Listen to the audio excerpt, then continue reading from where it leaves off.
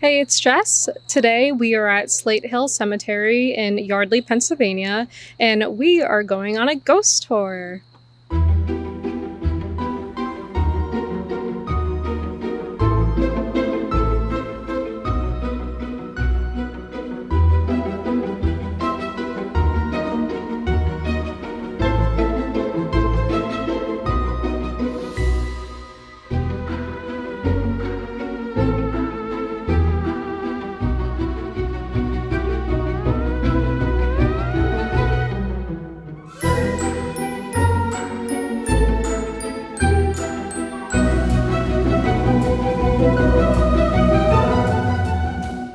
Hey guys, we're back, and today I am going to be painting outdoors in the cemetery as well as interviewing Monica from the Historical Commission.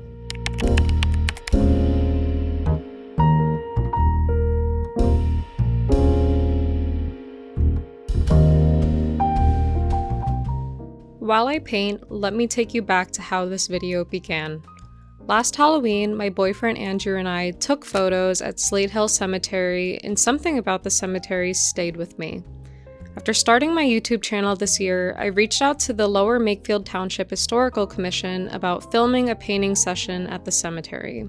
Since it's October, they announced their annual ghost tour, so I bought a ticket, and Andrew suggested I interview someone from the commission. That's how this video became part art project, part history dive. The ghost tour completely exceeded my expectations. I thought it would just be a guide sharing the history of Slate Hill, but instead, the guide led us to performers who portrayed the ghost of those buried there, each sharing their own story. Seeing the performers bring someone's history to life made it easier to envision who they were, and it felt a lot more impactful because of that. The day after the ghost tour, I returned to start my first painting. I was drawn to an isolated and beautifully lit headstone that belonged to a man named Elwood Brown. While researching his name, I found a death certificate for a 23-year-old African-American teacher who died of tuberculosis, and I thought that was him. Monica, the woman I will be interviewing from the Historical Commission, revealed that there is actually two Elwood Browns, and the death certificate I found was a different person. The headstone I painted belonged to an Elwood Brown who was born around 1844 and died in 1886 at age 42. His sister, Eliza Ann Brown, married George Congo, an African-American soldier who fought for the Union during the Civil War. His story was even brought to life during the cemetery's annual ghost tour. The other Elwood Brown I first mistook him for died in 1907 at age 23. His father was Henry Clay Brown, and his mother was Leona Brown. Elwood lived with Eliza and George before his death, and like many of his family members, he's buried in Slate Hill's public section, a segregated area established in 1788. Eliza, the 23-year-old Elwood Brown, and Henry do not have headstones. We do not know what happened to Leona. I know this information just scratches the surface, and I'm sure the Historical Commission will uncover their past more over time. As for the painting itself, since it was my first one here, I kept it small, focusing on the light, the texture of the stone, and the peaceful feeling I experienced. When I finished, I spoke to his grave for a moment and thanked him for letting me paint his headstone. I often wonder how many of the dead are still visited, especially those who've been gone for centuries. Although I have no personal connection to Elwood, I feel that there's something meaningful about spending time with a stranger from the past and sharing a brief moment across time through art.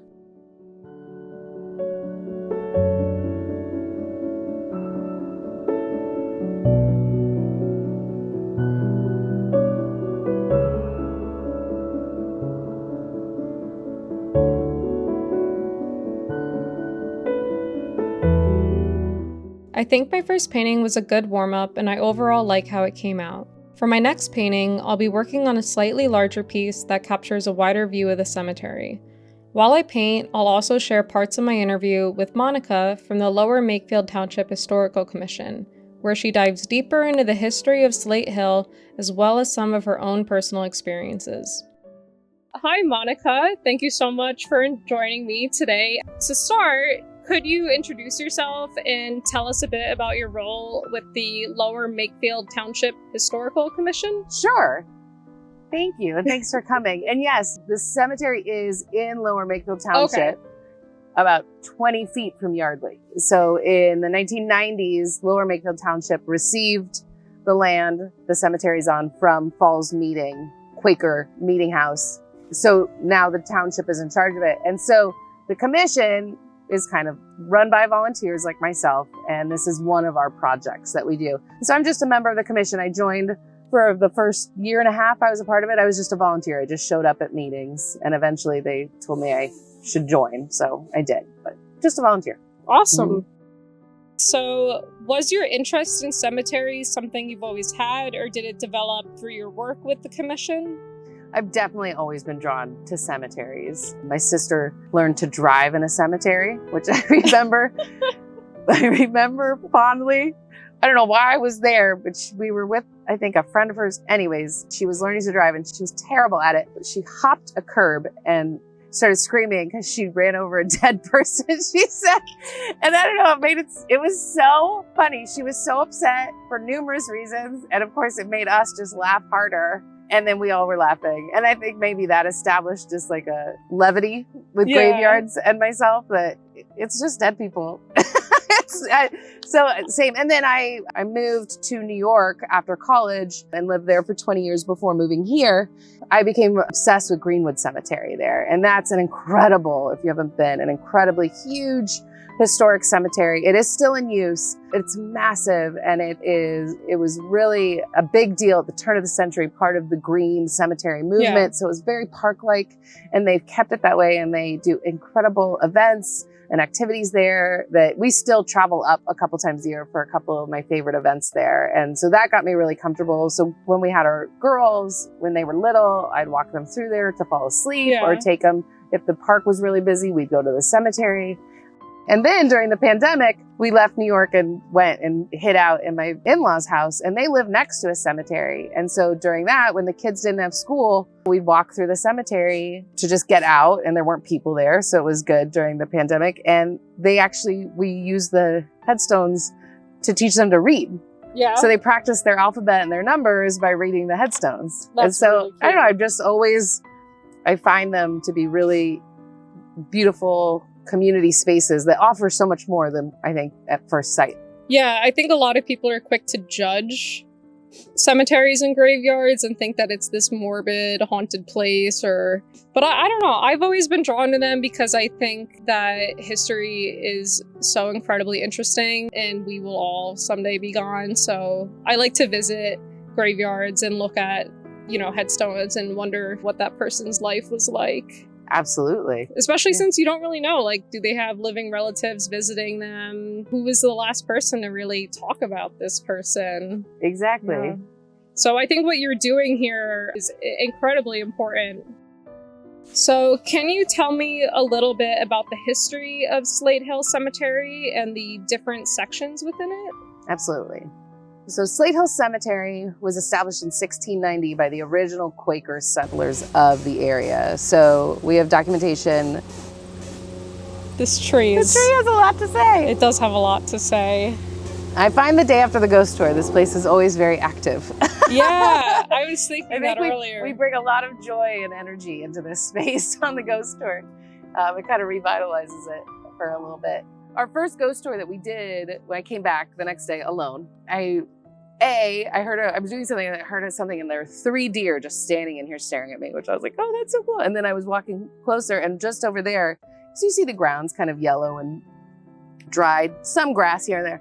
Because it was bright green patch of grass about this big in the shape of a heart. Oh, I was like, what? I was so excited. That's so I took a picture and I sweet. sent it to everyone in the commission, and they're like, okay, cemetery crazy lady. But I was like, come on, the cemetery's so happy right now. We did it. Yeah, that seems like a sign, right? For sure. Okay, sorry. So it's completely okay. I appreciate the banter. Slate Hill Cemetery was established in the area in 1690 by the original Quaker settlers, like Friends of Penn. Right, so we have the deed from 1690 from Thomas Janey, who deeded the land to Falls Quaker Meeting House. They used it originally, and we don't have any of those original markers because Quakers at the time didn't believe in markers because it was a sign of vanity. But by 1720, they needed more space. So Thomas's son Abel deeded more land adjacent to it to the meeting as well. But we start to see more markers come up, and in doing research, it's not all Quakers. So we're finding a lot of Protestants, so Methodists and Episcopalians and what have you, and Presbyterians. And then in 1788, Lieutenant Colonel Joshua Anderson, whose house is still standing right down the street, deeded the third section of the cemetery to be used as a public cemetery, which was a really new idea at the time. But really, we call it now, what it has come to be known over the time, is the segregated section, because everyone buried there is of African descent.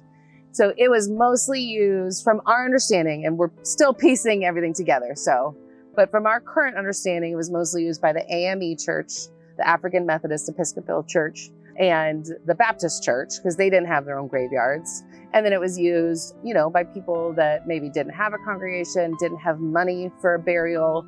And that's also why that cemetery is a lot more kind of haphazard, definitely a lot more hilly. I think the burials weren't as systematic. Were they doing their own burials? Were they hiring help? We don't know. We also have a lot fewer markers. And I think that's because A, probably some people didn't have money for markers. And B, there were wooden markers at the time. People used wooden markers. So obviously those wouldn't survive.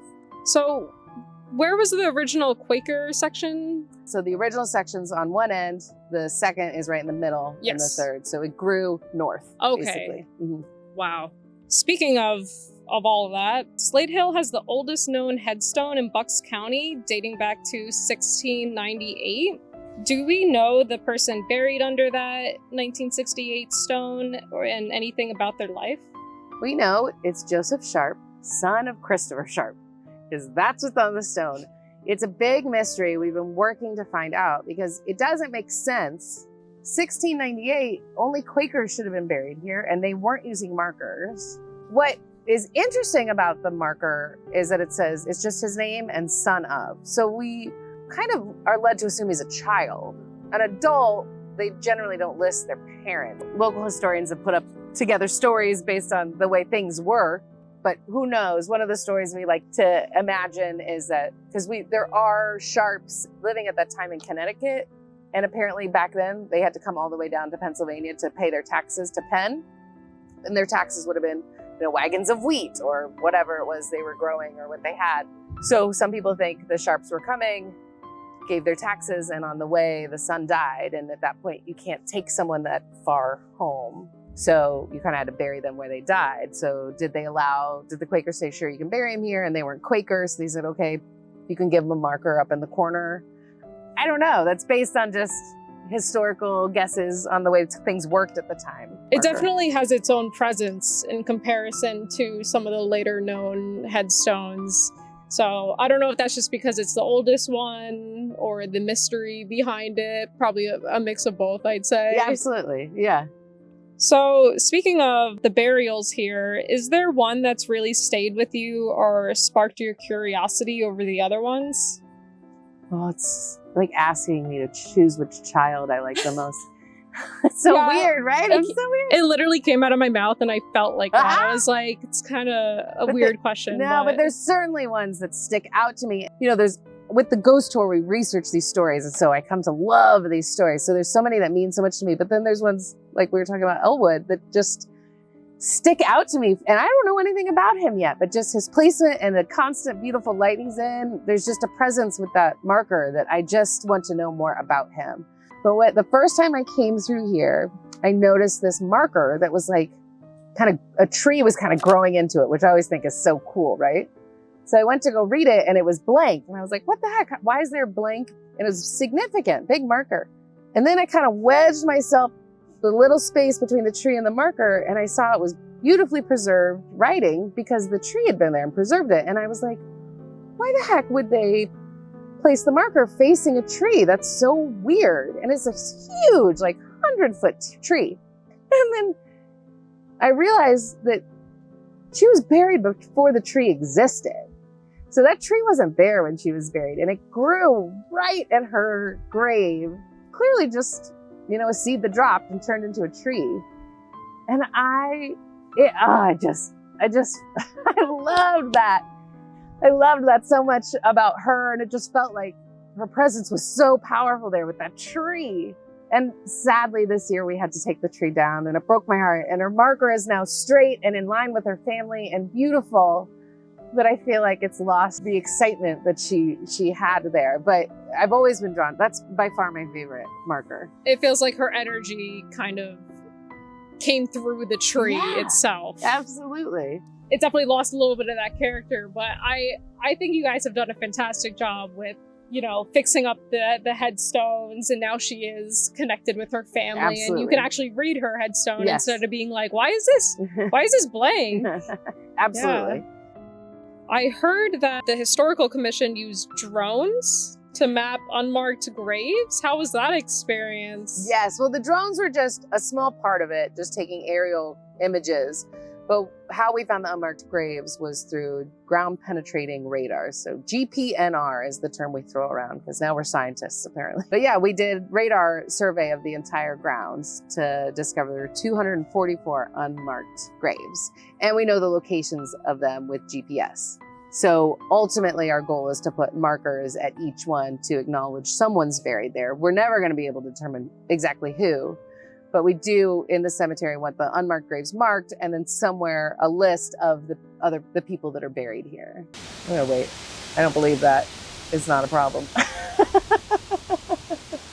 It wasn't this windy when I was painting either. I feel like it picked up the minute we were like, let's have the interview. They want to be heard. Yeah. I like our creaky tree. It's so great. I mean, think about it. This is over bodies. There's like, I know. I'm obsessed. I want to be buried somewhere with a tree planted over me. I want my body in the ground with a tree growing through me. I'm obsessed with the idea. That was one question actually. Can you still get buried here? No, right? No. 1929 was the last legal burial. Did they cover that in your tour? No, I don't think so. There are illegal burials here after. Wow. That's crazy. I don't know how you illegally bury someone. Like if you come in the middle of the night, I have no idea. But we do know specifically of a little girl that was buried a couple years after 1929. I forget the exact year. Gladys Frater. She drowned in the mill pond at Yardley, and her family illegally buried her near the entrance. That's what we know. Do you know if she had other family buried here, or was no? Oh, and man. and she was young, and none of her family was buried since because they died much later. With the radar, we found 4 unmarked graves on the other side of the wall by the entrance, and so we've deemed one of those as Gladys's resting place. And she was in the ghost tour last year, and we again talking about not making light of death, losing anyone, let alone a little girl, is horrible. But she was at a... There she is.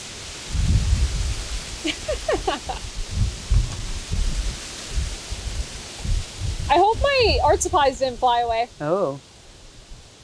I didn't think about that. I'm sure they're okay. I love Andrew's just calm confidence of all things. Yeah. I love that. He grounds me. I'm a little chaotic, and he's... I would love someone around me all the time. It's like, we're going to be good. He's my rock.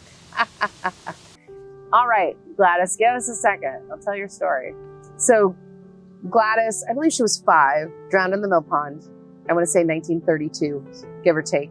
But that was at the height of drownings in America. So at that time, turn of the century, into the 20s, late 20s, early 30s, drowning was one of the top causes of death in our country.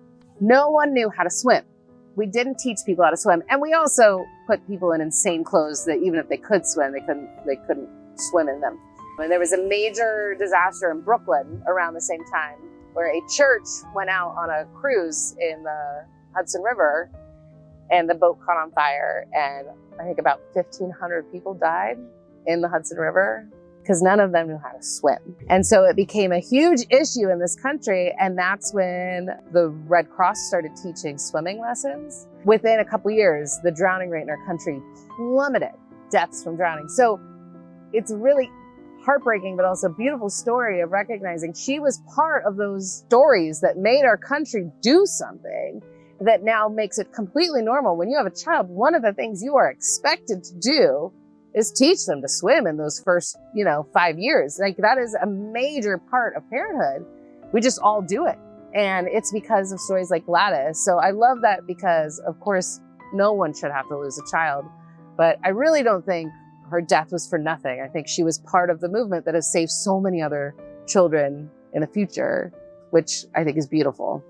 Yeah, wow. I had no idea that was a moment in time. I didn't even think about that, but it makes a lot of sense.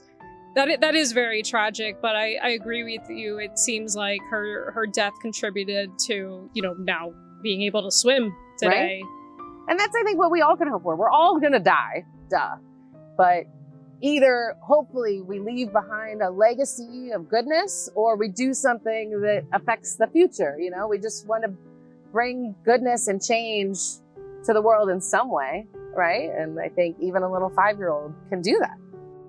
It sounds like you're really passionate about this. I am, and it's funny. I think, I found this at the perfect time in my life because it was during the lockdown when we couldn't do anything, and I was depressed, as I think we all were. I was dealing with that for the first time in my life, and just went on a walk and found this place, and there was just something so magical about it.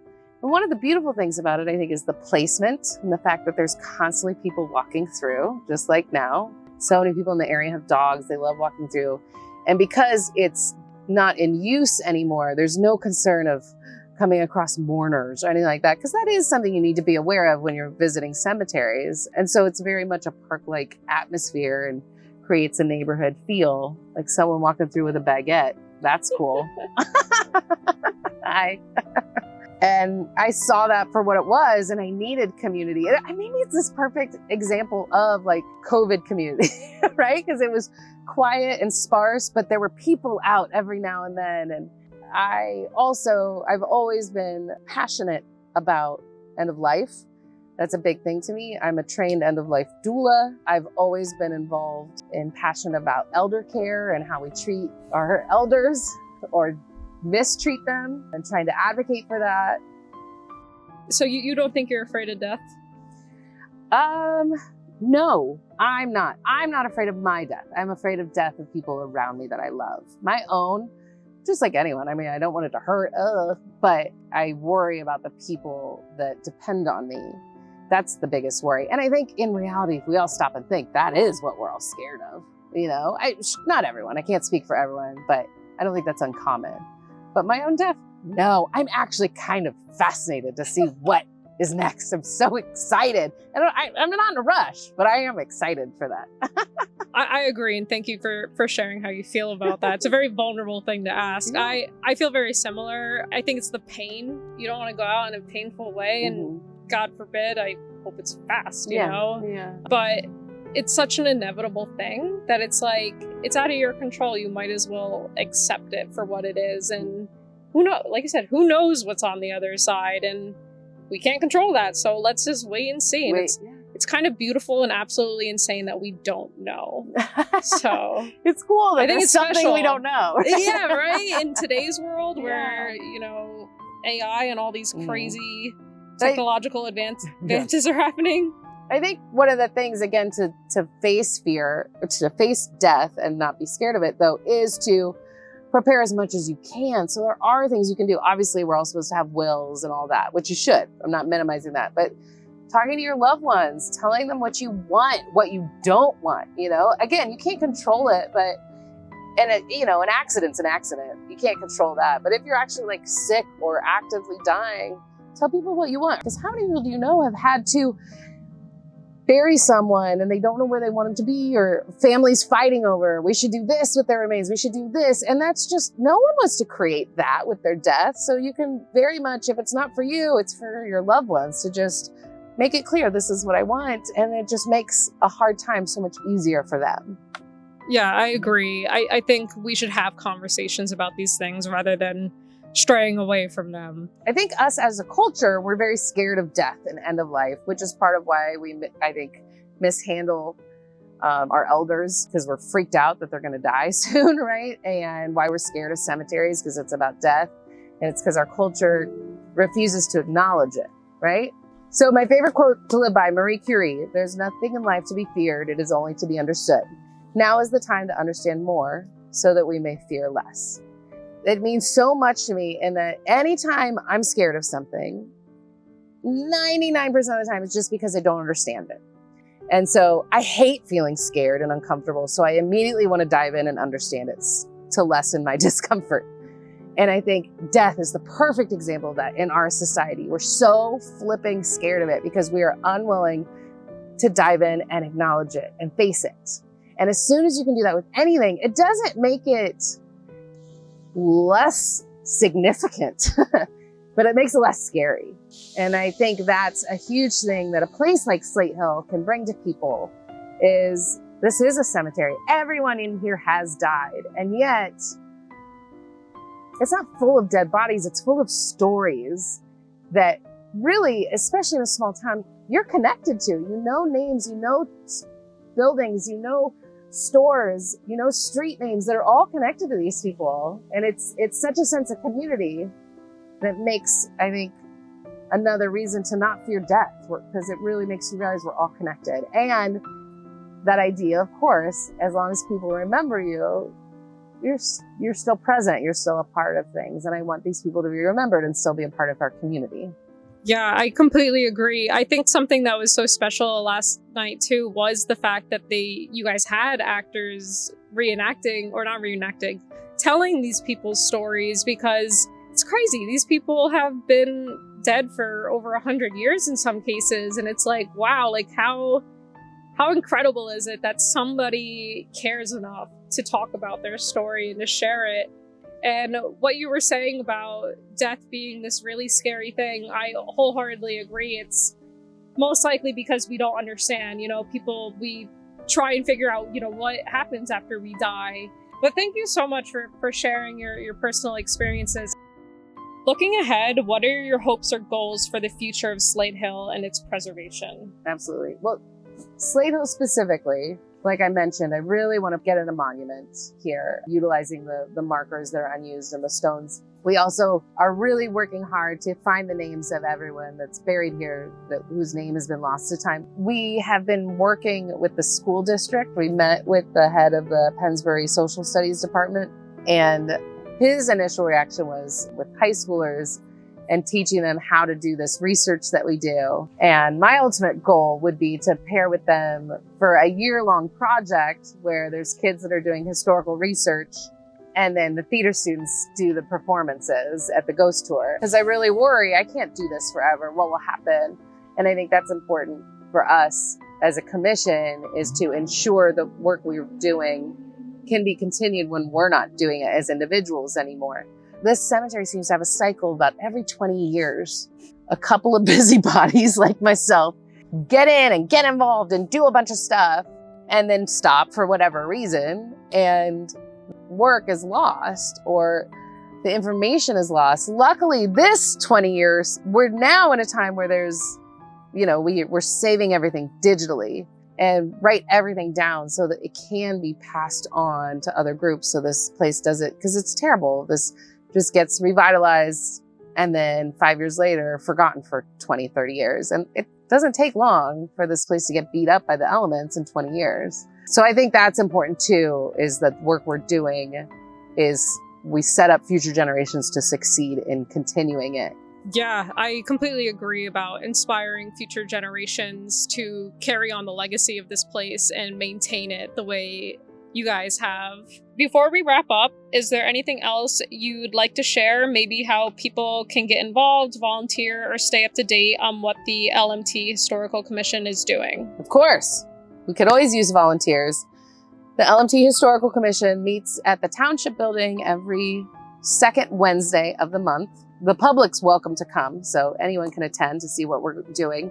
Slate Hill Cemetery specifically has a Facebook and Instagram accounts that you can follow. The Facebook account is much more active than Instagram. So definitely follow those, especially Facebook, to get the latest on what we're up to, as well as just the Lower Makefield Township site and their social media accounts. They're also always sharing things that we're up to. And you can also email us if you're specifically interested in getting involved at lmthistoricalcommission@gmail.com.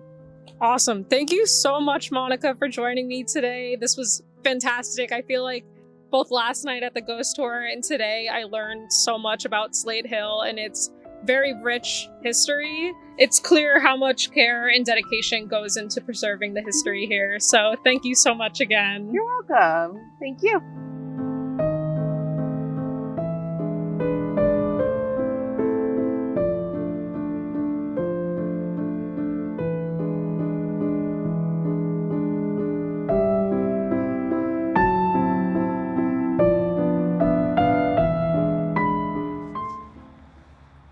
I finally finished the paintings at Slate Hill Cemetery, and I honestly really like how they came out. There's always room for growth, but I think they came out pretty well, and I had a ton of fun with this video, if you couldn't tell, and I would love to continue doing projects like this in the future. I'd love to know what you thought of this video, and please like, comment, share, subscribe, stay tuned. And I will see you in the next video. Bye.